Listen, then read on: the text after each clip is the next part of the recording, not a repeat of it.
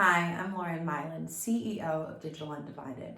I want to thank you for spending your time with us here today as we share with you our renewed vision for 2022 and beyond as the leading nonprofit organization that is really driving the global shift towards inclusive innovation and entrepreneurship for Latina and Black women, entrepreneurs, and innovators.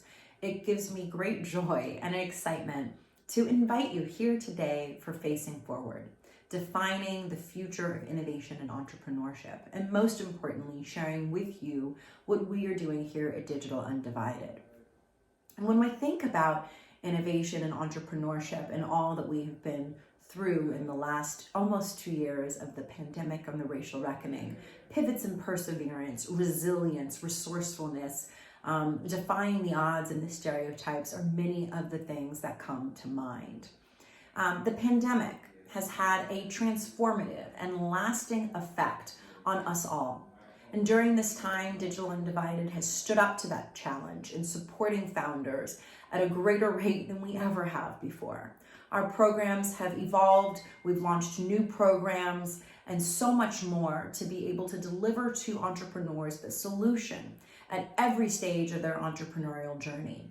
Whether those founders are in those early days, pre-revenue idea stage or growth stage and looking to break through, or if those founders are at those seven-figure, $1 million plus high growth inflection points, Digital Undivided now has a program, a community, an entrepreneur in residence, a mentor, someone for you.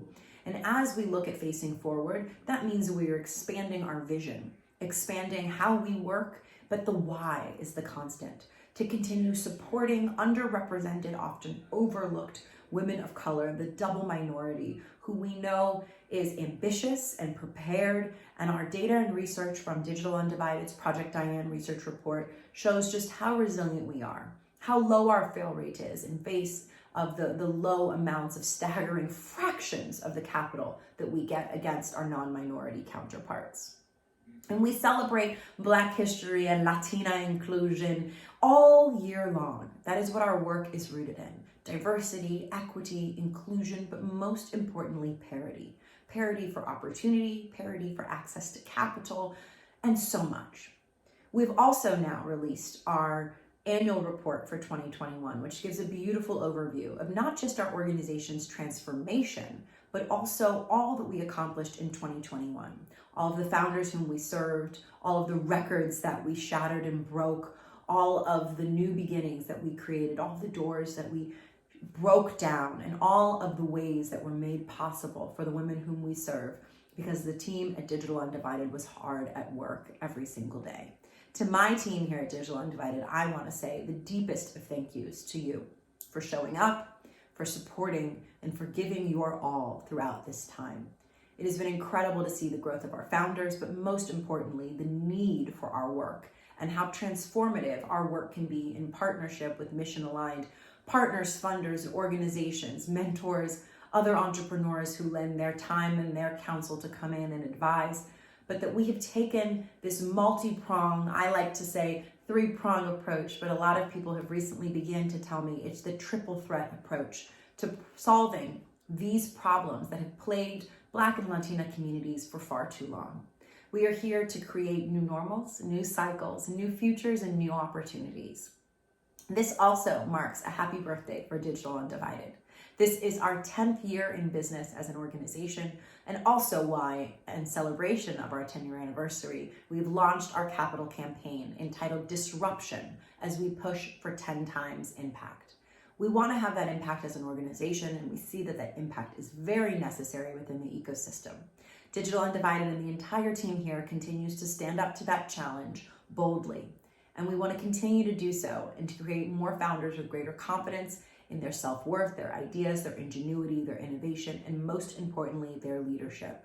Their leadership is our success. Whether that's as an entrepreneur or going on to do something else in the field, having their business acquired, or finding themselves in a position of leadership where they can become a waymaker for someone else. That is the Digital Undivided mission, to lead this global shift towards inclusion and innovation with Black and Latina women at the center of that conversation, to drive that parity that we know is long overdue. And that's also why our data continues to show these disparities. It shows and highlights the successes and the beautiful moments of the transformation and the evolution that we see happening and the systems change that we are pushing for. But our data, research, and evaluation also continues to very closely track those things and those challenges, those barriers to entry that continue to block pathways to success and stand in the way of a founder who really has that ambition, that drive, and that commitment to thrive. This is where we step in as an organization with your support. And we need you to continuously join forces with us, however you can, to achieve this mission. We're really excited to celebrate this season of disruption. And while we're always facing forward because we have so much more to do, today we're going to hear from our team. You're going to hear from Danielle Jackson, our Director of Data Research and Evaluation, and Natalia Miller, our Director of Programs, on how our data and programs is changing the game and the landscape for the needs of Black and Latino women.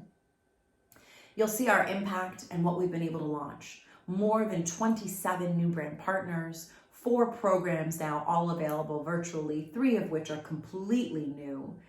65% our community has grown by. Having this opportunity for national recognition for our founders in our new C-suite list. The list that I've created in partnership with Cosmopolitan Magazine to highlight the ingenuity and the leadership of Black and Latino women as innovators and founders. These 10 companies, 12 founders, we had some co-founders there that of course deserved to rightfully be honored and recognized, that are blazing new trails and new pathways. But we're also able to show that immediate impact of the new C-suite, which launched in just October of 2021, just a few months ago. And you'll see and deeply understand how that list has been so important in making a way for not just new conversation, but also new perception of women of color as leaders and innovators of their own businesses, as the potential unicorn CEOs of the future. And we are so thrilled to have seen all of our work and in expanding our board, including our board of directors, and welcoming new board members from companies such as Groupon, Yamiaka Sanya, head of diversity, Moet Hennessy. We're so lucky to have Jasmine Allen, SVP there, Larry Wilson at Morgan Stanley, Elan Nieves, who serves as our chair and general counsel at Fair Portal, Angela Nurse at BCB, and Rodrigo Zavala, who's now joined us and is partner and CEO at Star Solar, and more recently, the former CEO of Puma Energy. Our board is growing, our mission continues to be as strong as ever, and we are deeply committed to our mission, but making sure that our board, our partners, our funders, our community, and the ecosystem at large see the work that we're doing and the value in the women whom we believe in and support every day. We also listen closely and intently to our community. Years ago, the term Latinx was the term that was seen to have perhaps been more inclusive at that moment in time. But just as so many other things have changed, terminology shifts, so has our terminology here at Digital Undivided. And today, I'm really thrilled to announce and share with you, as a Black American woman who speaks Spanish myself, that we have done listening tours. We've listened to our community, we've listened to the communities around us, and we listen to those communities that the women whom we serve have to operate and work within every day. And that term is no longer as fitting as maybe it once was previously before. Or perhaps people are just listening a little more closely than they were then. But we're listening, and we've heard you, and we are using the term Latina to talk about the women from Latin background whom we serve here at Digital Undivided. So as you listen to us today, you will hear Black and Latina, or Latina and Black, used interchangeably for the women whom we serve here. Again, I'm just so excited to have you here as we face forward and sharing our new vision for innovation and entrepreneurship and beyond. Thank you again for joining us.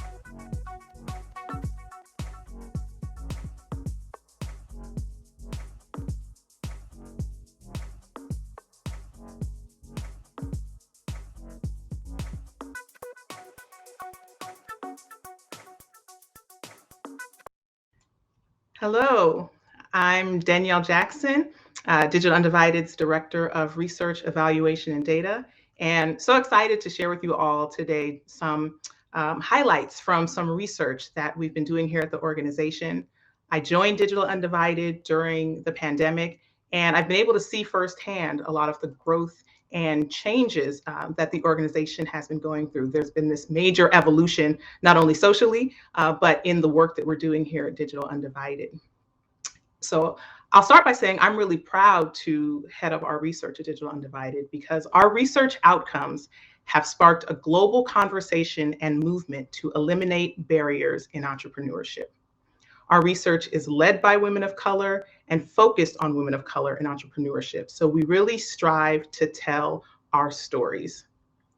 Digital Undivided was the first to debut authoritative research on the state of Latinas and Black women in entrepreneurship with our Project Diane report. So the first Project Diane report was released in 2016. We're gearing up to release a new one. I'll tell you a bit more about that in a second. But the legacy of Project Diane research is what inspires our expanded research efforts. Representation in research is so important because data helps us to tell stories and shape the narrative of what's going on in our world, particularly for those who are underrepresented and whose stories may not always be reflected. Our findings center the experiences of Black women and Latina founders, and we are committed to ensuring that representation in our data. So despite women of color's collective genius, innovation, and accomplishments, our data continues to show how deeply flawed the venture capital and entrepreneurship ecosystems are for Latina and Black women founders. These founders continue to face barriers to access, funding, resources, and networks. But we have seen that we can use our research to drive change and forge a path towards greater equity in entrepreneurship. Last year, Digital Undivided released more research reports than we ever have before. So we released 4 reports focused on various aspects of entrepreneurs' experiences. These included the impact of COVID on founders' journeys, the role of location, and these insights generated over 1 billion media impressions during the pandemic with coverage in Wall Street Journal, Fortune, Good Morning America, USA Today, and many, many more. So let's take a look back at a couple of our most recent research reports. At the end of 2021, so in December of last year, we released our ecosystem report called Developing Inclusive Entrepreneurial Communities. So what we did for this report was we conducted focus groups with Black women and Latina founders in 4 cities across the country and found that there are a constellation of factors that contribute to creating supportive entrepreneurial ecosystems for founders. These include things like local demographics, industry concentration, entrepreneurship support organizations, right, like Digital Undivided, particularly those that are focused on providing support to women or women of color. We also found that local policies were very important to founders. So these policies could be focused on businesses, right, and providing, tax breaks or particular incentives for businesses, but also policies that supported entrepreneurs themselves, right, and working families. These policies, these holistic policies, were important to founders deciding to start or continue to run their businesses in particular locations. Something else that we were pretty surprised to hear was just how important founders' personal connections to place was in their decisions to locate in a particular place with their business. So we heard founders telling stories around having grown up in a particular place, right? Maybe leaving, going to college, wanting to come back and start a business in a place where they felt like they had really been nurtured and cared for. We heard founders talking about, wanting to be close to other family members, right? To other supports, which is particularly important or has been particularly important during, the crises that we've experienced over the past, year or two with regards to racial justice, with regards to COVID. So it's been really important for founders, particularly those, right, who are going on such an unstable at times journey, with regard to starting their businesses, it's been really important to them to be around their support systems. So it was great to do this research and to hear from founders directly about what the factors were that influenced them to be in particular places.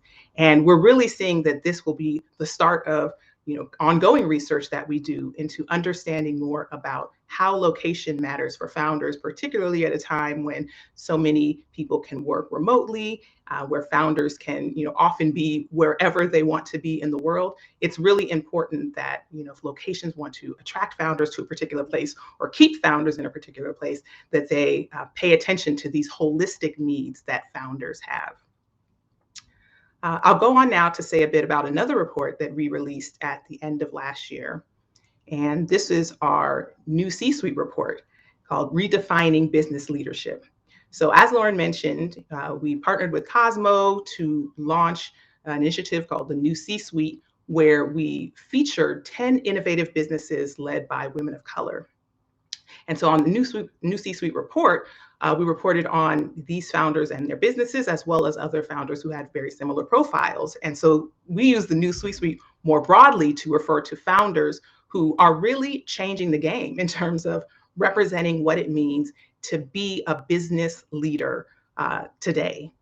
And these founders are still challenging dominant representations of what it means to be an innovative business leader. Oftentimes, the images that we see, the stories that we hear about startup founders and tech founders and innovative leaders often are white, often are still men. And so it's been really important for us to show these women of color who are changing the game.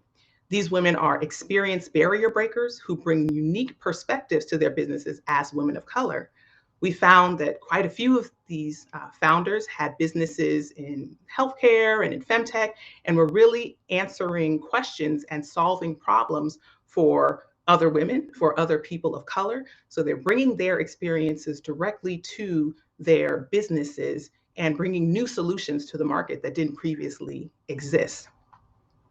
What we were also really excited to see was that founders who were featured, who were honored as new C-suite honorees, they had an uptick in their business, right?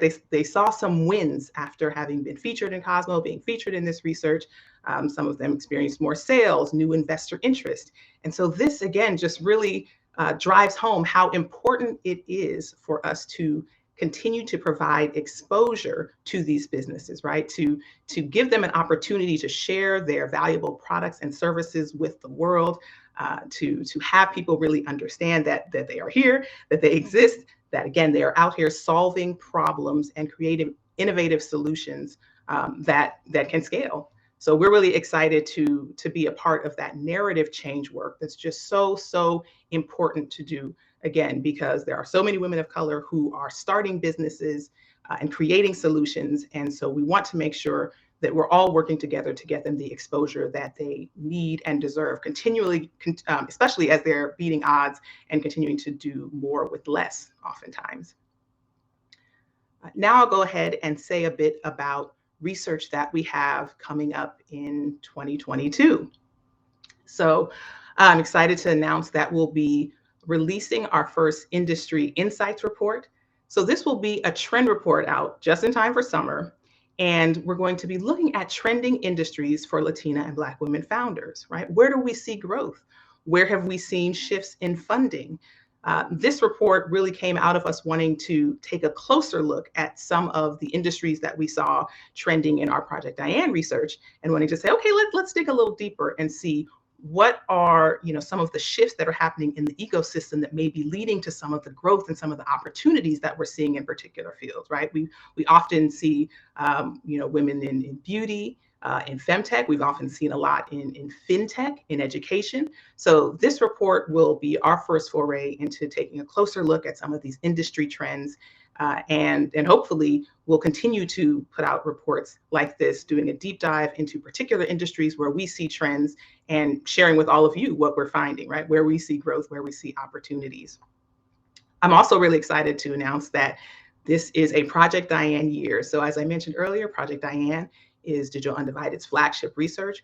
The first report was released in 2016. We're excited to release this 2022 report that, again, will generally summarize the state of entrepreneurship for Black and Latina startup founders and the businesses they lead. But also, what we'll do is we'll look into a few different areas that we haven't explored before. So as Lauren mentioned, we've been really excited about wanting to dig a little deeper into valuation, right? What are some of the dynamics at play in valuation of businesses?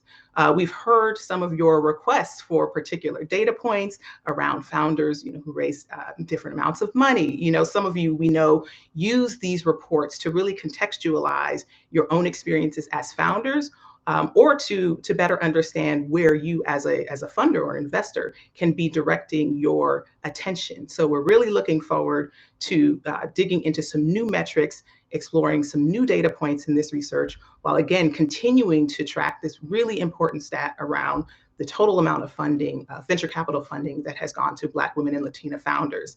Sadly, we are still seeing that Black women and Latina founders combined are receiving, less than 0.5% of venture capital funding. This is happening, in record years of VC investment, when again, there's been so much uncertainty given COVID and folks not really knowing what the venture capital ecosystem would look like. But we're seeing lots and lots of movement. And as Lauren mentioned, we absolutely do not want to see Black women and Latina founders left behind. So we'll be revealing our findings in that report for the end of the year.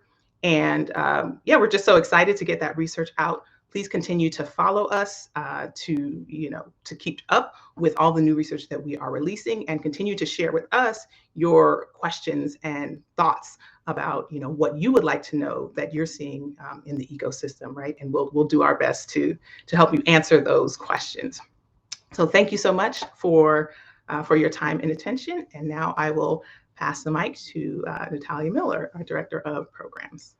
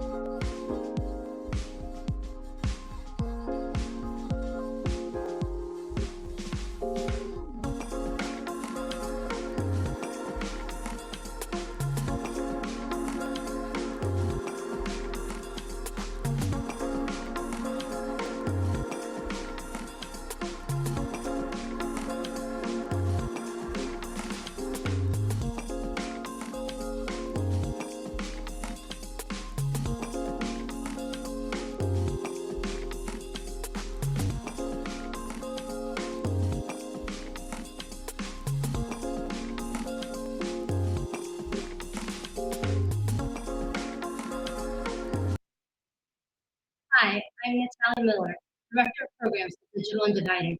I joined the team last year and have enjoyed bringing our new and continuing programs to life to support and advance Latina and Black women founders across the country. Research indicates that the average revenue of women-owned businesses is about $143,000.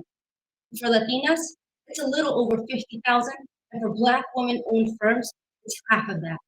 This gap is deeply problematic, and we have to confront this disparity to build more wealth in our communities and support these entrepreneurs. Our programs are working to address this at every phase of the business cycle.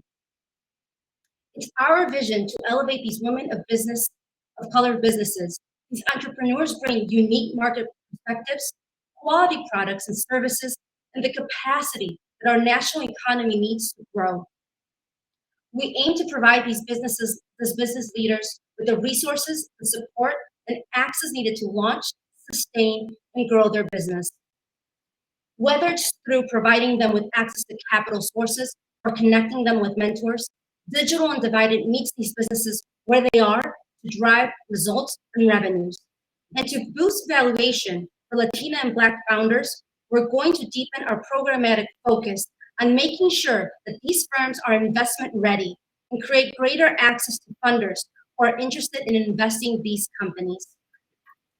We are the only nonprofit in the country with a programming model designed to take Latina and Black women founders from the ideation phase to business maturity.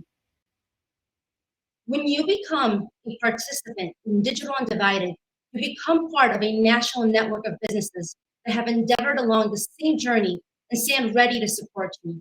From Avec to Rizzo Curls, Digital Undivided participants and alumni are changing the face of American entrepreneurship and building sustainable wealth for themselves, their families, and their communities. Whether you have a great idea you need to execute or have made your first million, we have a program and an entry point for you. Our longest running program Start takes founders through an ideation phase of market exploration, product development, and sets in place a roadmap to get their businesses started. Our big pre-accelerator program launches new and emerging businesses and aggressive market strategy to solidify their customer base and kickstart their revenues. Our other programs include Breakthrough, the Do You Fellowship, and the New C-Suite. These are for those founders and businesses earning revenue but trying to advance to the next level. Now let me share with you more details about a few of these programs and their impacts. Only 5% of women-owned businesses make over 100,000. Again, 5% of women-owned businesses make over 100,000. And to address this, we created Breakthrough in partnership with JP Morgan and Chase's Advancing Black Pathways to help revenue-generating founders scale their business beyond the 5-figure mark. The first cohort took place in Los Angeles, California, and supported 15 founders across a range of sectors, including SaaS, beauty, wellness, entertainment, and information technology. Breakthrough founders received a $5,000 grant, mentorship, connection with local resources, workshops with industry leaders, and a growth plan to help scale. We're happy to share some of the wins of our founders of our first cohort. They've been selected to be part of the product showcase at NRF 2022 Retails. They have secured minority business certification, partnerships to expand in their local market, and received additional grants. Our Do You Fellowship was also created as a result of our findings, particularly those in Project Diane. Our Project Diane 2020 report found that only 93 Black women and 90 Latinas had raised $1 million in venture funding. This sobering statistic highlighted the need for ongoing programming, funding, and advocacy to support these innovative and often overlooked entrepreneurs. The Do You Fellowship is a one-year program with a goal to help founders reach the $1 million mark in revenue or funding. Fellows receive one-on-one mentorship with industry leaders, access to connect and collaborate with a strong community, a $5,000 investment in their business, and professional development led by partnering organizations such as Shopify, EY, American Express, LinkedIn, Gusto, NASDAQ, and more. These fellows have had numerous wins since joining the program 6 months ago. A collective revenue increase of 66%, averaging of $651,000. Major press hits like in Vogue, Forbes, Good Morning America, The Drew Barrymore Show, Fast Company, and more. Product feature on Netflix, expansion to retail locations such as Macy's and Target, in collaboration with Williams-Sonoma and American Express, and even a partnership with the NFL. And a few of our founders have already crossed the $1 million mark with fundraising and acquisition. These results are the impact of a dedicated team of professionals here at Digital Undivided, our strategic relationships with corporate partners, and a robust network of allies and friends. Now, we have a full year of programs for every stage of the entrepreneur journey. Our applications for our Idea Stage Start Atlanta program are live now. We encourage you to apply. We're opening applications for our pre-revenue program, BIG, on March 14th. And applications for our Do You Fellowship will launch on May 18th. And more dates for Breakthrough and the New C-Suite are coming soon. Please share the word about our work and encourage Latina and Black founders you may know to get involved with Digital Undivided. There are so many wins and milestones happening in our community, and it's much more powerful to hear those wins from our founders directly. With that, I am thrilled to introduce to you Ivanique, our program manager, and our Do You Fellows, Dee and Lisette.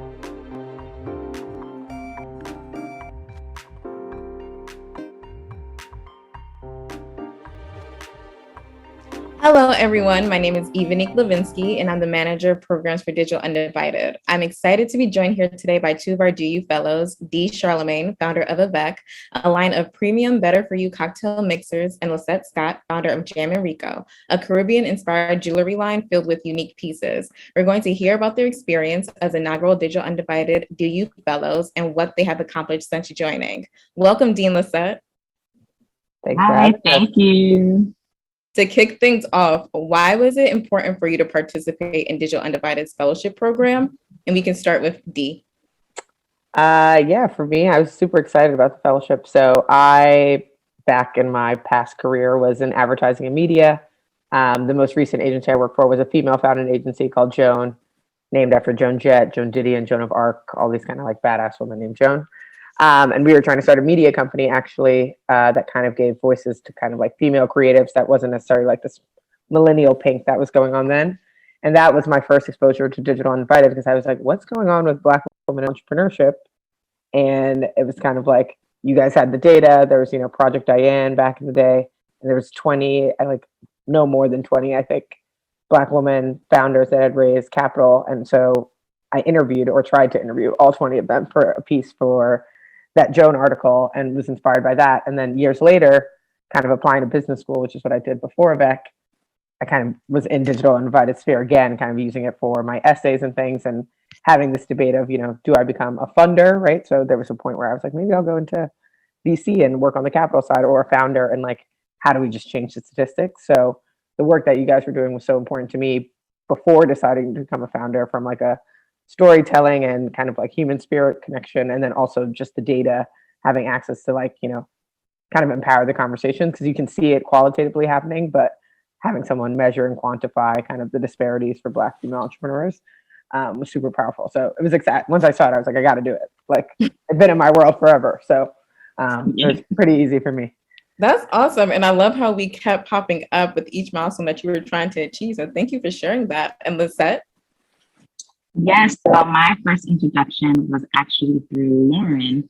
I had been following her career and definitely admired the work that she was doing for Black women entrepreneurs and with all the other opportunities she had for herself, and definitely followed her story. And when I saw that she had joined Digital Undivided, I was like, oh my goodness, I definitely was first introduced that way and learned more about the program and how I could participate as a founder, and wanted to definitely meet all the women that were a part of it already to grow my network. But also when I saw the application to apply, I knew I had to apply right away so that I could dive in as a founder and take a part of all the opportunities that were available. Awesome. And it's been almost 9 months of the fellowship thus far. How has the experience helped you within your career and the pursuit of your entrepreneurial success? Is that back to me? Yeah. So obviously the grant helps. So we always try and hire, diverse creatives. And so that's where that money went, partially to that. And then partially actually to some like executive coaching, right? Just feeling like, how do you work the co-founder relationship and using that space and feeling like, oh, I have space to develop. Like it feels quite personal, the program, right? Like it's not just about your business, it's about you as a whole being. And so I feel like that's kind of like the way, I don't know, reframing the mindset and being in a room with other Black female entrepreneurs, you kind of like get to see the whole story, right? Like people are talking about not just like, oh, my, customer acquisition cost is this and my website's built on Shopify this and my tech is this. People are talking really about like the whole story, like today's my birthday, or like I'm feeling really overwhelmed. And so I think just having even that sounding board, even if you're not going to every single meeting, knowing that there are other people kind of like normal life is happening. Like people have 3 kids. I'm always like, the people in the program with kids, I'm like, bless you guys. Like I have no complaints. Bless all of you guys. But I think it just feels more personal, I think, than some of the other, I don't know. It's so tied to your identity. It must be personal, but so it shouldn't be a surprise. But I think that has been the refreshing part about it. And Lisette? Yes, definitely the same. The sisterhood and connections that we've all built while we're doing the program during the calls has definitely been the most rewarding part for me. Being able to just bounce off ideas. If people are in the same, like recently I was looking for something specific and I asked one of the fellows and they were able to give me advice on that. And sometimes, you have your mentors and you have people that are looking out for you, but sometimes you just need someone on your level to ask those questions because they have a better understanding or they've been through it or experienced it. So I would say that's definitely been the best and most fulfilling part for me during the program, but also getting to know all the different speakers. And my mentor is amazing. He's been helping me during our monthly meetings, but also he's like, just text me or call me if you have any questions outside of those meetings, which has also been really helpful with just getting my marketing together and making sure that I'm on track. That's fantastic. And I appreciate all of your kind words towards the fellowship program, but now it's time for me to brag on you. Lisette, Jam and Rico was featured in Target's 2022 Black History Month campaign and actually sold out featured items in the collection. Let's just say I'm glad I snagged my creator necklace. Yes, I'm so happy you Thank you did. so much for that. But I really want you to talk us through how this partnership came about and were there any teachings from the fellowship program that helped you see this campaign through? Sure. It was definitely a surprise. Target was not on my radar. And as a founder, sometimes you feel like, I don't know, like, am I ready for those things? Am I ready for these big opportunities that come about? And being in the fellowship, it definitely gave me the confidence to know that I can do it and it's possible and I can get it done. It was a cold call. So they reached out to me via my email and, started the conversation that way. But, with the support of the fellowship, I made sure I reached out to my mentors to talk through how the partnership would be formed, what I would be doing while I was at Target, and how I could follow up at the end of selling out. So definitely how I can build on that relationship, but also how I can use that relationship to catapult me forward. Got it. And Dee, this past October, you closed a 1.2 million pre-seed round for your business. What was the most challenging aspect of your journey to $1 million? Everything. No, I mean, I think the challenging part is like once you get there, there's always more then, right? Like it's never, you're like, oh man, drinks is a capital intensive business. So like $1 million is actually not, that's like half of what they say you need to get off the ground, right? So it's like we were raising half. And I think just the journey, like the journey of fundraising as an actually diverse founding team. So my co-founder is a white male, I'm a Black female. And like when we walk into a room, just the commentary is hilarious, not hilarious sometimes, but like it's just like, really? But kind of figuring out, navigating that process, especially at a time, I think in, 2020, 2021, where it was in vogue, to give to Black founders and making sure that that money was coming, not just because of the color of my skin or because I was a woman, but because it was smart money, right? Right. And just making sure they understood what diversity meant to me, which was like really, again, having a broad swath of people from different backgrounds surrounding, the company. So yeah, I mean, I think for me, the hardest part of fundraising was actually that identity piece and figuring out how to navigate it when you're not like a solo, like when Right. a lot of diverse teams are like 2 women or two people who look the same, right? And it's like me and a 6'3" British dude. And so I think figuring out those conversations, especially at a time where people were talking about, kind of like the entrepreneurial wealth gap and like it was cool to give to founders and like some of that dialogue is even changing and making sure that if people were allocating money to like Black entrepreneurship, it wasn't like, oh, we're going to do $1 million here and our fund is actually 2 billion, right? Like it's like, Right. I don't want the $1 million pot. I want the 2 billion pot. I don't want so I think actually it was like, that was a big dance during fundraising more than I thought it would have been, just because I think of the times we were in. It's just like, how do you talk about this idea? And like investors are awkward too. They're like, so I don't know how to bring this up. You're a woman and a Black woman and the Bronx and Harvard. And like, like, it's just like this weird. And you're like, bro, just say it. And like, let's move on. Let's talk about the business. Yes, it shouldn't be weird. Yeah. So, but yeah, I think everyone's figuring out how to navigate, I think, kind of like the diversity conversation when it comes to fundraising, especially because people are going to start, it's going to be all kinds of mixing soup. So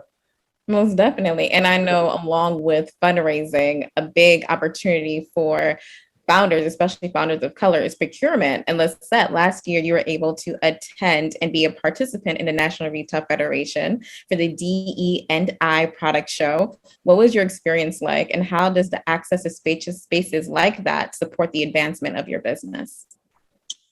Well, it was definitely an eye-opening experience. We were in a room with about 20 to 25 brands that were, above and beyond what I'm at right now. Some brands were on the same level, some brands were just starting. So it was definitely an amazing opportunity to see all these founders in the room of color that were, striving and pushing and trying to get their company out there as much as possible. Like you said, Dee, a lot of people were amazed, like, oh, you're in Target. Oh, this is happening. Like, that's, these are things that we're doing. These are things that we're working on. And, it is still shocking for some people to see that we're making those leaps and bounds within our business. So having that confidence and that in my suitcase to kind of present and share with all the attendees that were at the conference, it was an amazing experience to just share my story, meet other people within the federation, and just get a wider opportunity to meet people that I would not necessarily meet on an average day. The conference was 3 days. So the first day I was able to walk the floor and make connections with companies that could help me scale my business.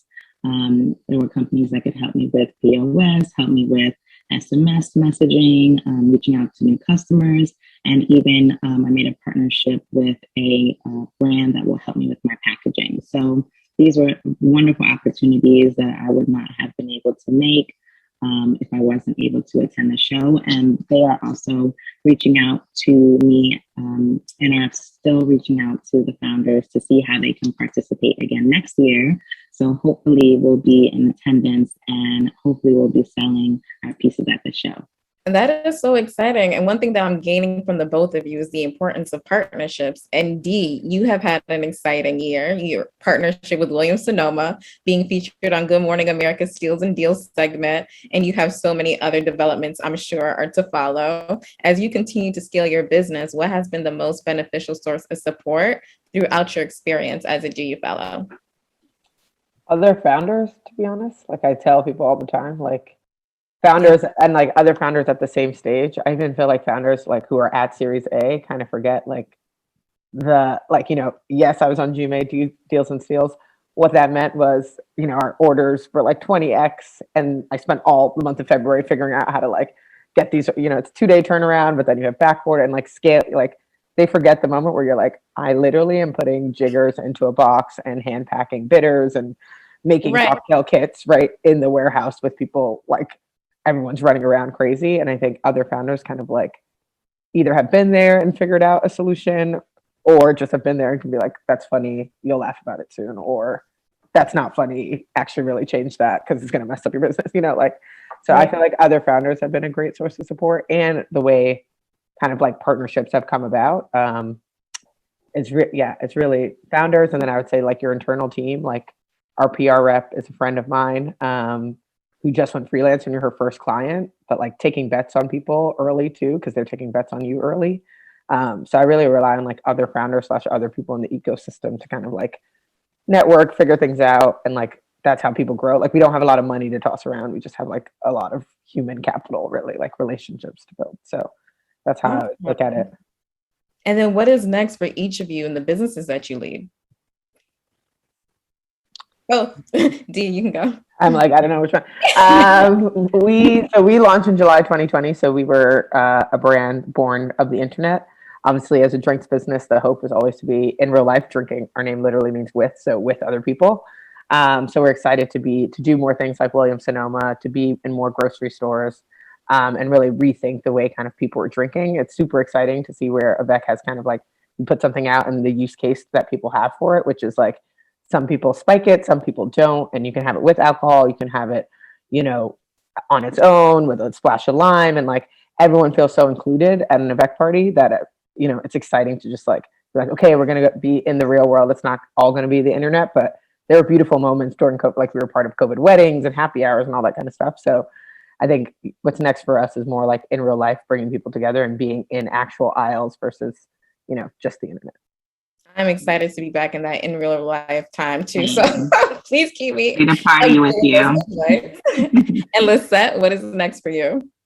Yeah, so next, I'm just definitely looking on ways to expand the line, adding new styles, expanding on what we already have, and building a larger collection so there's a larger option for buyers. So that's my next goal. And with that larger collection, how we can get into more boutiques, more larger corporate stores, and building our team.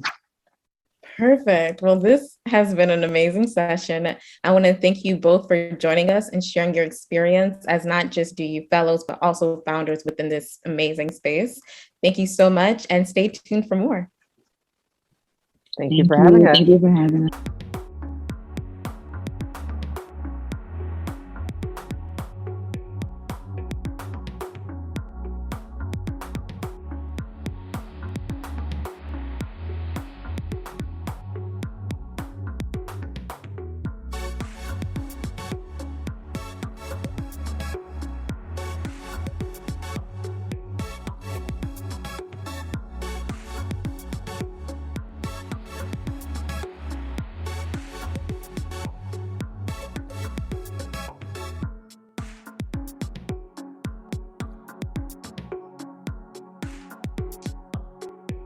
Hello, hello. Hello. I'm Lauren Mylan again, CEO of Digital Undivided, and I just want to say wow. Wow, and a huge thank you. Wow, because I sit here with goosebumps listening to Lizette and Dee share their stories. When I started this idea for a fellowship program, it was to be able to highlight founders just like them and their stories, and to be able to show and prove why investing in women of color as entrepreneurs and innovators was good business and great opportunity for the future. So thank you. Thank you, Dee. Thank you, Lizette, Natalia, Danielle, Yvonique, everyone on our team at Digital Undivided who is working tirelessly every day in service of the founders whom we serve. And thank you to the founders whom we serve, Dee, Lizette, and all of the founders that work with us throughout the year and the years for trusting us to support you in this way. I think listening to the story of Dee and Lizette really underscore the importance of investing in our work here at Digital Undivided and how we pay forward those investments into the futures of entrepreneurs and innovators of the future. I also want to give my greatest thanks to our new expanded board of directors at Digital Undivided. Alan Nieves serves as our chair. A great thank you to Alex Miller, who's recently rolled off of our board after serving for many, many years, including a role as my co-chair previous to me becoming CEO. We've also welcomed onto the board Yemi Akasanya at Groupon, Larry Wilson at Morgan Stanley, Angela Nurse, Jasmine Allen at Moet Hennessy, and Rodrigo Zavala, former CEO of Puma Energy in Latin America, and now partner and CEO of Star Solar. Our board is growing, our work is growing, and we couldn't do any of this without you. You can also see now our annual report for 2021 that has been released and is available on our website. We're really proud of all of the impact that we have been able to create throughout 2021, and we're so thrilled to be able to share that with you. So please visit our website and download our 2021 annual report when you have a chance.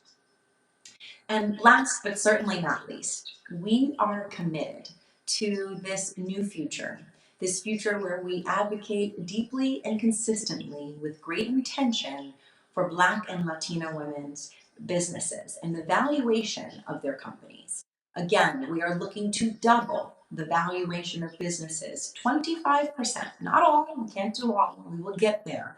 But our goal for right now is to double the valuation of at least 25% of the businesses founded and led by Black and Latina women by the end of 2023.